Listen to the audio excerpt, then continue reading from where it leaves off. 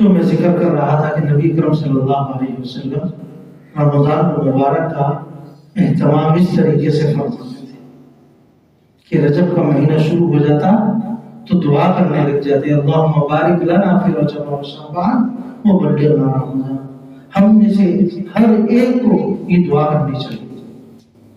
اگر عربی میں نہیں آتی اردو میں کر لیں، یا اللہ میری زندگی میں اتنی برکت ڈال دے کہ میں اس دفعہ آنے والے رمضان مبارک کو اپنی زندگی میں دیکھ سکوں.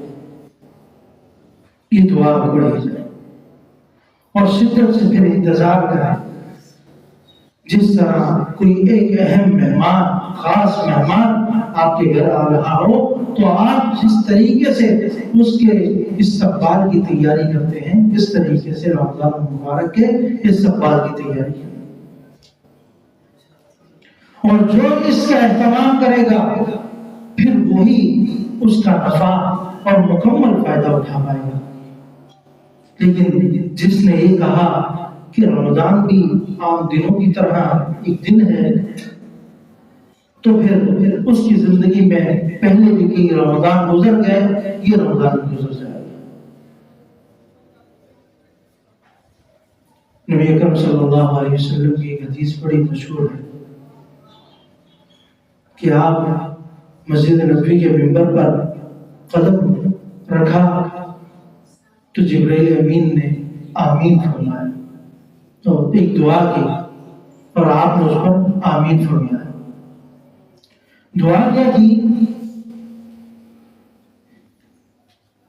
یا اللہ وہ شخص ہلاک اور برباد ہو جائے جو شخص اپنی زندگی میں رمضان المبارک جیسا مہینہ دیکھے اور اس مہینے میں اپنی بخشش نہ کروا سکے. اور آپ علیہ السلام نے اس پر آمین فرمایا.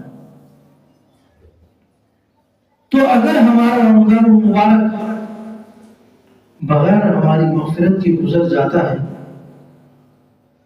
تو ہم اس برباد ہونے والی دعا میں شامل نہیں ہو گئے. اور جس پر آپ علیہ السلام نے آمین فرمایا ہو اس کی قبولیت میں پھر کیا شک ہو جاتا ہے. میری زندگی 40 سال کی ہے، 35 سال کی ہے، 50 سال کی ہے، تو جب سے میں نے ہوش سنبھالا ہے تو 40-50 رمضان تو میری زندگی سے گزر گئے. ان کا میں نے کیسے اہتمام کیا؟ کیا کسی ایک رمضان میں اپنی مغفرت نہیں کروا سکا؟